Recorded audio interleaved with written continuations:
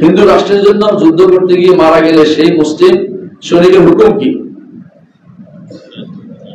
প্রথমত এই যুদ্ধ ফেতনার যুদ্ধ, এমনিতে যাইছে। আর হিন্দু রাষ্ট্র রক্ষার জন্য মোটে তিনি তো মোটে হারাম কাজ করছেন, তার ইমান চলে যাওয়ার সময় অনেক বেশি। ইমান যারা ইমান চলে তার মধ্যে একটা, আপনি জানেন কাফেরদের পক্ষে নিয়ে ইমান চলে যাওয়ার জন্য একটা। এখন তিনি যদি বলেন যে ওরা তো ইসলামিক না, তাহলে তারা ইস্তেহাদে বলছিল, কথা বলেন। এখন কেউ যুদ্ধ কি ইসলামের জন্য করতেছে? আসলে কেউ কি ইসলামের জন্য করতেছে? ভালো করে দেখেন, কেউ ইসলামের যুদ্ধ করতেছে না, বাবা জাতীয়তাবাদ যুদ্ধ করতেছে। এই জাতীয়তাবাদ ইসলামে কি খুবই মতবাদ, পুরোটাই একটা, পুরো জিনিসটাই ভুলের প্রতিষ্ঠিত। আপনি কোনটা দিয়ে বাঁচবেন? নীতিটাও খারাপ, যারা করছে ওইটাও খারাপ। আর মেয়েগুলিতে আচ্ছা, কোন মেয়েকে শরীয়ত বলেছে যে বাইরে তোমাকে সারাইতে হইব, যুদ্ধ সারাইতে? এটা কোন ইসলাম বলছিল? পাকিস্তানে করলে হারাম, বাংলাদেশে করলে হারাম, ইন্ডিয়াতে করলে হারাম। দেখো হারাম দেখবে সব জায়গায়। তারা এই দায়িত্ব কে দিচ্ছে? তার তো অন্য কাজ আছে। এটাই তখন 10 দিন পর্যন্ত ছাড়ছে ওরা। একদিকে এক দেশের প্রেসিডেন্ট বলছে কারো 6টা সন্তানের পুরস্কার দিবে, মেডেল দিবে। আর আমাদের বলে একটা সন্তান, 2টা হলে ভালো, একটা হলে খারাপ না, নাকি? আরো ভালো, 2টার বেশি না, 2টার বেশি না, 8টা হলে আরো ভালো না? এগুলি হচ্ছে আমাদের মুসলিম জনসংখ্যার কমানোর বুদ্ধি। এবং মুসলিম মেয়েরা যদি ঘর থেকে বেরিয়ে যায়, সন্তান নিতে চায় না। এখন তো অনেকে বলছে যে সন্তান নিতে চায় না, অনেকে আছে সন্তানের কথা বলে রাগ করে, সন্তান নিয়ে যাচ্ছে, সন্তান নিতে চায় আমাদের, মানে মনে করছে ঘর রাখতে চায় না, কিছু কষ্ট হয়, কান্নাকাটি শুনবে মেয়েদের যেতে পারছে না। নাউজুবিল্লাহ। মুসলিম শহীদ আছে, জাতীয়তাবাদের যুদ্ধে কোনো মুসলিম মারা গেলে শহীদ কখনো নাকি শহীদ। নারী নেতৃত্বের ইসলাম কি বলে? নারী নেতৃত্ব ইসলাম কি বলে? আপনারা বলেন হারাম। কি বলে? হারাম। বর্তমান সময়ে ইসলামের বিধিবিধান আইন প্রতিষ্ঠিত না হওয়ার পিছনে কি কারণ থাকতে পারে? 1 নম্বর কারণ হচ্ছে মুসলিমদের অজ্ঞতা। 1 নম্বর কারণ হচ্ছে মুসলিমদের অজ্ঞতা। মুসলিমরা ইসলামী আইন বিষয়ে জানেই না, তাদের মধ্যে ইসলামী আইন ভীতি কাজ করে, ইসলাম ভুগিয়ে কাজ করে। আইনের ভিতরে ভুগিয়ে ইসলামী আইন কেমনে বাস্তব হবে? হাত কেটে দিবে। অথচ আমরা 16 বছর 15 বছর ছিলাম, একটা হাত কাটা মানুষ দেখি না, কিন্তু চুরি হতো। তবে টাকা নিয়ে একটা চিন্তা করে ভালো চুরি হয়ে যাবে। অথচ এই দেশে টাকা নিয়ে নয়, আপনি যদি করেন গাড়িতে উঠতে পারেন, দেখবেন যে পকেট মোবাইল নিয়ে গেছে, একটু দেরি টাকা মোবাইল নিয়ে গেছে উঠতে, বড় মোবাইল চলে গেছে, মনে করছে পয়সা বাঁচাবেন, ইয়াতে উঠবেন নাই, মোবাইল গেছে কতদিন পয়সা গেছে, হ্যাঁ কয়েক বছরের পয়সা চলে গেছে একসাথে। কিনতে গেলে আবার আপনার 50,000 লাগতেছে, 50,000 হয়তো আপনি হয়তো হ্যাঁ ট্যাক্সিতে উঠতে পারতেন হয়তো কতবার, হ্যাঁ কতবার উঠতে পারতেন, মানে 100 বার উঠতে পারতেন। তো যারা যদি 500 টাকা করে পান, তাহলে বোঝা গেল যে আমাদের যে অবস্থা তৈরি হচ্ছে, মূল কারণ হচ্ছে আমরা আসলে ইসলামী বিধান প্রক্রিয়া করতেছি। জাহালত বড় কাজ হচ্ছে, জাহালত বড় সমস্যা হচ্ছে মূর্খতা।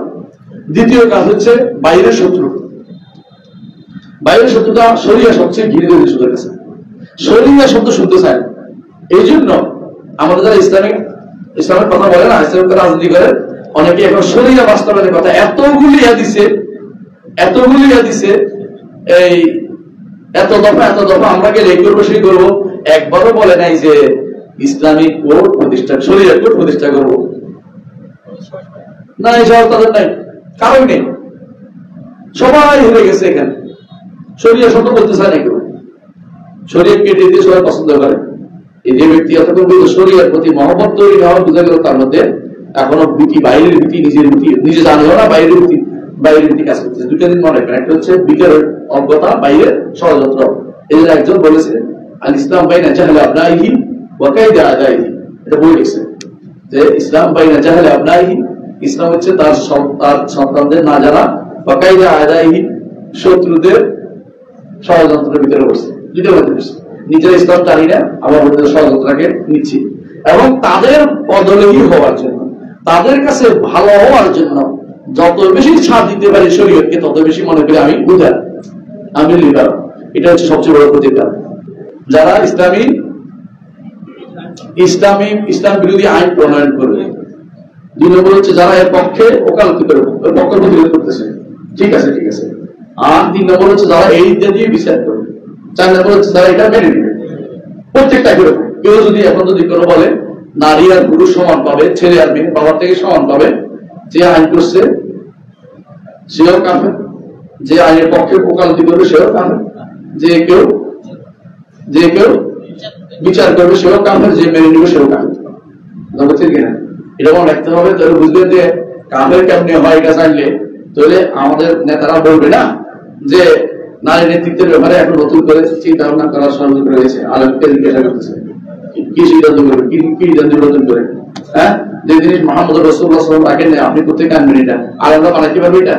রাসূল যেখানে বলেছে লা ইয়াফলাহু কওমুন ওয়াল্লাহু আমরুহুম ইমরাআ, ওই জাতি কখনো সফল কাম হতে পারবে না যারা তাদের নেতৃত্বকে নারীকে দিয়েছে। কথা বুঝতে পারছেন? ইসলামের জন্য এই নাতি দেন। আয়েশা রাদিয়াল্লাহু আনহা তো ফতোয়া দেওয়া যাবে না। আয়েশা রাদিয়াল্লাহু ভুল করেছেন, স্বীকার করেছেন। তিনি সারা জীবন কাঁদতেন, মা লিওয়ালিল জামাল, আমার প্রিয় আমি কেন জামালের যুদ্ধে গিয়েছিলাম।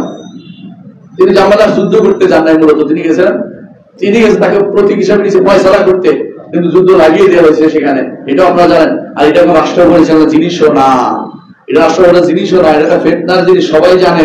সাহাবায়ে কেরাম যা করছে, যদি দলিলও দেওয়া যায় না, দলিল নেওয়াও যায় না, দেওয়াও যায় না, এইভাবে আলোচনাও করা যায় না। এখন অনেকের কাছে মনে হয় কেন করবো না, কেন করবো, শরীয়ত বিরোধী কাজ করতেছে। আপনি আকীদাও জানেন না, কতটাই জানেন না, আপনি কোনো কিছু বোঝা অর্জন করতে পারেন নাই। ইসলামী রাষ্ট্রের প্রথম কাজ হচ্ছে আকীদাটা জানা, এটাও আমাদেরকে জানতে হবে। আল্লাহ বলে দেবেন না। ইসলামী রাষ্ট্র ব্যবস্থার ইতিহাসে কোন নারীকে শাসক বা বড় পদে নিযুক্ত করা হয়েছে এমন কোন নজির আছে কি? না, জোর করে কেউ করছে, আপনার জোর করছে কেউ। ভারতে ছিল সুলতানা রাজিয়া, ভারতে ছিল সুলতানা রাজিয়া, আর মিশনে ছিল একবার শাহজালাতুদ্দৌলা পিতরা, শাহজালাতুদ্দৌলা। উনি কি করছে, ওনার স্বামীর বদলে উনি চালাইতো, স্বামী মরে গেছে উনি চালাইতে গেছে, আলহামদুলিল্লাহ নিরাশ হয়ে রাখো, তাই কেমন চলবে না, বসাই দিছে। সুলতান রাজিয়া তার ভাই উঠে দিচ্ছে, সব চলবে না, তোমার সমস্ত তুমি পুরুষের মতো জানা যায় দেখান চলবে না, তো বড় দেখো। আল্লাহ তো নিয়ে বিয়ে করছে, আল্লাহ দিনের সাথে যুদ্ধ করতে গেছে, আল্লাহ দুনিয়া প্রস্তাব দিয়েছে তুই যুদ্ধ করবি, ঘর দেখবি, বিয়ে করা আমাদের বিয়ে করছে, বিয়ে করে মরে গেছে। ইতিহাস করুন জায়গা, এটা জানার ইতিহাস। তো মূল কথা এটাই যে ইতিহাস, ইসলামের ইতিহাস নজির নেই। এখন এটা শুরু হয়েছে কারণ কি? আমরা হেরে গেছি, তাই আমরা হেরে গেছি। নিয়ম হয়েছে, ইবনে খালদুন বলছিলেন আল মাকবুল দাইমান ইয়াত্তাবিউল গালিব, আল মাগলুব দাইমান ইয়াত্তাবিউল গালিব। যারা পরাজিত শক্তি সবসময় বিজযুক্ত অনুসরণ করে। একটা সময় ছিল হিন্দুরা যখন চলতো আমাদের মতো লম্বা তারা বলে রাখতো, আর এখন আমরা মুসলিমরা হিন্দু জামা পড়তে পছন্দ করি। খ্রিস্টানদের জামা তো আমাদের ঘরে ঘরে আছে। হ্যাঁ, একজন মানুষ সাহেব হইতে হলে খ্রিস্টানের জামা পড়তে হয়, প্যান্ট, প্যান্টের মধ্যে শরীরের সব মাস বোঝা যায়। প্যান্ট শার্ট পরা কি এগুলো বৈধ কাজ? এটা আমাদের শেখ আলবানী রহমতুল্লাহ বলছে এটা দুই কারণে। একটা হচ্ছে ইউরোপিয়ানদের অনুকরণ, আরেকটা হচ্ছে শরীরের যে জায়গাটুকু সত্রের মোগল আলাদা, যেটা ডেকে রাখতে হবে, ওইটার বাদ বেশি প্রকাশ পেয়ে যায়। বুঝলেন কথাটা? রুকুতে গেলে, সেটা গেলে যারা ভাঁজ প্রকাশ পেয়ে যায় অস্বীকার করবেন, এটা কোন ধরনের কথা? এটা কি শরীরে বৈধ করছে? কোন দিন? এটা ইউরোপিয়ানদের কাজ, আমরা কেন নেব? এগুলি যদি বলি আমরা তো খারাপ হয়ে যাবো, করতে চাই। খাবার আমরা ইত্যাদি ইসলাম কায়েম করবেন। যুদ্ধ সময় মহিলা, শিশু, বৃদ্ধ লোক হত্যা করা নিষেধ, কিন্তু এখন মহিলারা সেনাবাহিনীতে, বিনা বাহিনীতে আছে, যুদ্ধ করে, সেই যুদ্ধ মহিলা সৈনিকদের হত্যার ভয়ে ইসলাম কি বলে? যারা যুদ্ধ করে মহিলাদের, তাদের হত্যা করা যাবে। মহিলাদের যারা যুদ্ধ করে তাদের হত্যা করা যাবে। এটা হচ্ছে যে সমস্ত মহিলা ঘরে থাকে, কৃষক, যুদ্ধ অংশগ্রহণ করে না, বাজারে আছে, দোকান কাজে আছে, এদের ক্ষেত্রে যুদ্ধ যারা অংশগ্রহণ করে এরা সবাই সবকে হত্যাযোগ্য। কাফেররা যারা যুদ্ধ সব হত্যাযোগ্য।